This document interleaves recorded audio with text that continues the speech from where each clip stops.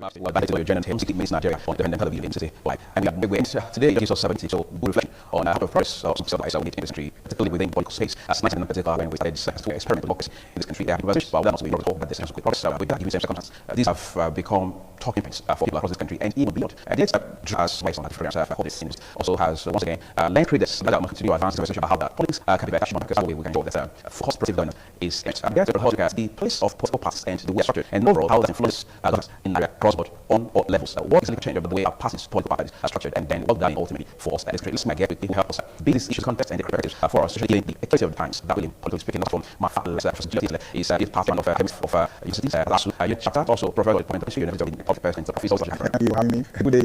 Let's so a sound actually, well, also, how the formula fine. First, sorry, is the comment of international local system. Say, right, to have okay, that's fully this is the resume. What also give you the answer thing with us. You've worked very in maybe even in this country as of another democracy. To the people asking, I mean, people about governance really tend to turn to the parties themselves. Are they struggle enough to provide answers to these questions? Yeah, we just suppose that I'm human being. I love good things. That's why I make incomes. People areas are very deep from nature. Because I'm to live well. And I serve every Nigerian, even though we want to live well. So we show interest. And as I said from the question they're asking, of course, who political parties, what these parties are doing is that organized group. This has judged it to us, to represent them at different levels of government. Let's put it that way for a layman to understand. And so, my problem is in this country, for instance, I've been here for a while now, and at the formative age of many of these political parties, I cannot tell you what ideological principles brought these people together. In climes where political parties originated, there were reasons, there were ideas, which I call ideology here, that brought them together. For the conglomeration of persons that we have these days in political parties, what can we say is the central idea to why they came together? Because like I have said, now you see campaigning without manifesto. The idea, a people come together maybe for one particular reason. In the past, you had Action Group, you had NCNC, you had maybe NEPO or thereabout. Osarembe will tell all of this from historical perspective. But the issue is that you find that those ones were ethnic based. The Action Group was there for the Yorubas. NCNC, Igbo, because it was led by Azikiwe. And then you have the other for the North. If you look at that, you find that, okay, what would have brought those people together is they want to advance, the Action Group, they want to advance the cause of the Yorubas and the NCNC and all that. You can class it that way. We have seen in some other climes where, for instance, based on traditional beliefs, you understand? In other climes, you hear of aristocracy, you hear of the bourgeoisies and all that, coming together to, form political parties. They have their reason. Like the bourgeois, for instance, these are supposed to be industrialists, and so on and so on. And then there are those, to a great extent, people will call, say, people that are on the extreme right, if you look at it. That is, the capitalists, as it were. You can say, okay, this is the reason why these people came together to form a political party.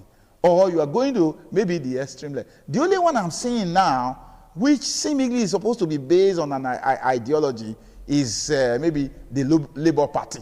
Okay. Maybe those ones are because they want to advance the cause of the worker. Of workers and all that. But then, have they not been hijacked? Is that what is still central to their belief and all that? So what I'm seeing in the country is that I don't think political parties have taken their roots from a right source, as it were.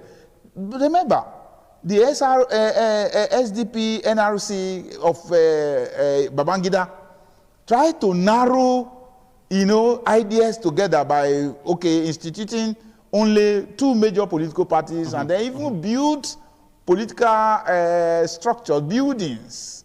That is, I mean, maybe they are meeting places across the country. And that is trying to bring, citizens of this country under two major umbrellas. But I thought what would have been next is to say, okay, if you are belonging to this, these are your cause. These are the ideas that you should champion. Maybe coerce people, because it was military then. Coerce people to, okay, this is the area where maybe if you look at it, maybe aristocratic background is okay. Let these people pursue that background. Take care of the feudal lords and all that in this country, because even this country now, if you look at what are we in presidential government, or is it monarchical, or which kind of government do we really have in this country? So somebody called it hybrid. I don't know what that means. Hybrid. Yes.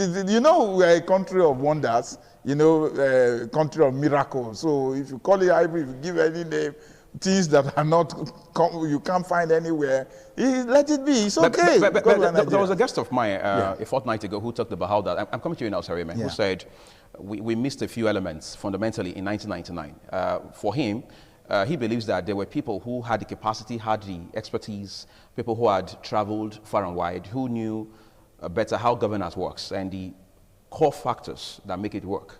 But they didn't trust the military enough to come out full-fledged in 1999. So that's part of what has led us to where we are today. I don't know how much of that sentiment you share. I may want to look at issues differently. Okay. I believe the guests that you are talking of must have been alluded to certain things that may not be very, very public. Now, if you adopt an eclectic approach in governance, which is actually the better thing to do, you build governance around qualified persons. Okay. For governance is not a matter of trial and error. It's not a game you jump into, and when you are confused or you are overwhelmed, you jump out. You see, the strongest element in modern society is the governmental system. And the critical question that has bothered man since man began to form society has been the question that is central in political thought. And what is that question? The question simply is, what is the best way to organize society? And in organized society, it means, therefore, how do you institute government? What will be the relationship between the people and those who will govern them? It is when you are addressing these issues, you begin to choose the type of system that will serve that purpose. So, in Nigeria, I may not understand exactly what your guest was pointing at in 1999, but I can say for a fact that 1999 was a watershed for this country. The military stepped back from political operation and allowed political parties to come in. And political parties are actually organizations of people who have a common ideology, who will bring out that ideology in the form of a manifesto, as you expressed just now. And the manifesto will now be the public proclamation of their intention. But describing political parties in that light alone will not be helpful. We must also drive the discussion further by telling people openly that political parties are actually groups of people who have a common interest, who form an ideology and develop a manifesto with the intent of capturing state power to actualize that philosophy. So we cannot remove that point. That is why political parties don't just exist. They exist to capture state power, to advance that ideology, which is presented in their manifesto. So if we look at 1999, therefore, we will see that Nigerians already had political parties and they had experience in political party formation from 1922. So it's not something very new. It started from colonial era, we've been involved, but that of 1999 was a departure from a military-dominated mentality to create something that will give people free room to express, to associate, freedom of association, freedom of expression, freedom to discuss about the issues that surround survival in society. It is that point that we would have helped ourselves to addressed conclusively in 1999 by making sure that the parties will feed candidates. In fact, let me digress a bit. In 1999, it was commonplace to find that most people did not believe that the political system would work. Let us just... And there was grounds for that. They didn't believe the military would be sincere enough to actually relinquish power. Not only relinquish, allow the democratic system to grow. Okay. So the belief was it would almost look like what Babangida did up to 1992-93. There was election, June 12, and eventually he didn't hand over. Eventually he stepped aside in August. So people were not too sure. So if you find that night, as of that 1999, most of the people, because we, at least I have been a young man, I could see some of the people since that came out to participate, to contest at the level of councillors, House of Assembly members, local government chairmen.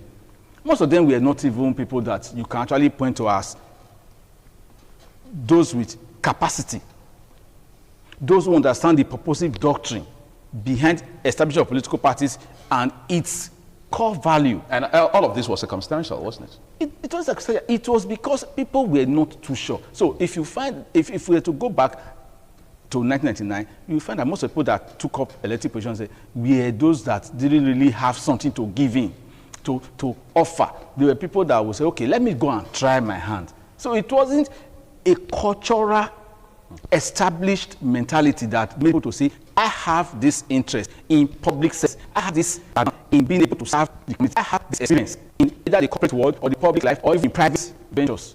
Business didn't come in. That mistake of 1999. We are still seeing the manifestation till now. People just jump into politics to say, I'm a politician. I think the bulk of this is going to come today, as it turned out. So, at some point, it was 1999, because that's where it all began, 21 years ago. But, Prof, back to you again. From 1999 to the turn of the 21st century, I mean, the early 2000s, you would hear of ANPP, you will hear of AD and the PDP, of course. But today, we now have what we call proliferation of political parties, to the extent that INEC has even had to deregister a handful of them. People have said, on the one hand, it's a good thing. It shows that democracy in practice should be all-encompassing, should be participatory, which they say is a good thing. But the other argument from the other side, however, is that it makes the system, it weakens the system in a way that you find political parties that don't have clout, don't have base, for example, throwing their hats in the ring. What would you prefer, a two-party system or the proliferation that's in front of us? How will I prefer the proliferation? Where you now give opportunities to all comers, any kind of person, people without qualification. He mentioned that. People who are not able to think through are those whom you will find when you allow proliferation. Of course, there should be, anywhere there should be a control. There should be restriction. It's the same way like you have the church now, where anybody, you know, if you can sing, you open one place and the other and all that. Yeah, it doesn't matter what song you're singing. Yes, right? That's what we're seeing everywhere now. People are desecrating, you know, that institution, as it were. That's the same thing you have for political parties. Every Nigerian is trying to breathe, because many Nigerians cannot breathe now. And so because of that, people are looking for the slightest opportunity to raise head above water. If you find the political parties that we have, the ideology there is how to seize state power to control the common patrimony of the people. The patrimony, common patrimony being the funds, money that belongs to all of us in this country. That is the intention. If the political parties you have now, can you say they are based, okay, these are scientists or these are medical doctors? Or these are those in the humanities, or are they teachers? Can you even say that they are called businessmen that are in these political parties, or are they traditional rulers? Perhaps the criterion, Prof, is different. Maybe you just have to be a party man. But unfortunately, you just have to be a party man. It means that you are looking for employment. That is employment you are looking. You are not looking for. You don't have ideas. You are looking for where to earn a living. That is just it. Whereas for political parties, you are supposed to dictate the space the living space for citizens of this country. They're supposed to bring, well thought through ideas, to be able to move the society forward, move this country forward. And so it is not something for all comers. You now have all types, in political parties, and then entirely depending on how much brigandry you can bring to bear to be able to wrestle, the power, carry ballot box and all that. That is what, those are the toast of political parties now. Instead, when you are supposed to be looking for those who can sit somewhere and form as think tank, people who can turn water into wine, as it were, for this country. People who can, from our crude oil, our major stay, now know, our mainstay, know that you can turn that same crude oil into something that is as solid as iron. If tomorrow you can't get PMS is no more used in automobile, then you find that your crude oil will not waste because people have sat somewhere and developed alternative uses of crude oil. Those are the kind of people where, if you are those that belong to the bourgeoisie, the capitalists or whatever, you are sitting somewhere and say, how can we turn the resources of this country around and control? Listen, people are thinking of how to control the world. The fear Americans have for China is that China is developing an intent of wanting to dictate the tune or the space in this world, and that is the imbroglio between those two countries. So where are we? What are we doing? We are still fighting over how to, and then you get the money and you fluff, you use it as you like and all that. So for me, we need a reorientation. That is the basic truth. Is that somewhere on the horizon as it stands right now? Do we see that in sight? It's not likely to be. Why so? It's not likely to be because, it's a winner takes all. It's a country where if you climb onto a ladder, you throw away the ladder after climbing and all that. So how do you get back down if it's a country where you lord it over other people, where you want to make everybody slaves under you and all that. It's a country where, like I said, others should not breathe so that you'll be able to control them. You make them lifeless so that only you will show up in, and that is the kind. So why would you think that such persons that have been able to come to such position would think that others should exist? No, because all of us must be worshiping them. We're going to take a break soon, but let me talk to Osarime again quickly. You talked about ideology. I mean, both of you agree essentially that ideology is missing in the equation of political parties in this country, which of course has its ramifications for governance ultimately. Yeah. Let's talk about the money. Finance within political parties. We have seen people who have defected, or some say decamped, in this country on account of the fact that the sharing formula was not favorable for them or to them. How do we make sense of finance within political parties? Because it's amazing how somebody defects from one party to another. Of course, a lot of persons have said all the parties are the same, regardless of nomenclature. But it makes you curious, knowing that the reason somebody has had to defect is because money was shared and the formula with which it was shared didn't favor them. Yeah. So how do we clean up that part of the conversation? Well, a nation that forgets its history will not develop. A nation that does not understand its history will not progress. We can quickly take this back a bit. Nigeria began to experiment with political party system from 1922. So we didn't invent it. We were introduced into it by the British colonial masters as a way of improving our participation. The original idea was the Nigerian elite, as at that time, the educated elite in Lagos, agitated for participation. They were locked out of the colonial system, and many of them had gone to school. They've come back from England, so they were demystifying white superiority, the supremacy of the Caucasian race. That was part of their challenge. If I have the same qualification that you have, irrespective of the skin color, we should earn the same income. So they started agitating, give us opportunity to participate. So Nigeria started by looking at how do we come in. That was the first basis of political. So they had an idea then. The idea they were driving at then was to join the government of the colonial masters. After the Second World War, from 1945, the idea changed to self-determination. That means we want independence, we want to be free, because the Atlantic Charter of 1941 argued that the Second World War was being fought to make the world safe for democracy. Incidentally, I'm going to bump in on you because I've just been told we have 2 minutes to tie up this conversation. Yes, okay. But going forward, what do we do? I'm trying to avoid a conversation that extends to Edo State in particular, because we understand some of the issues are now subjects of litigation. Yes. Yes. So what do we do going forward to better our lot democratically and in terms of governance? So, okay, maybe I was a bit long-winded just now. I was trying to drive at a point.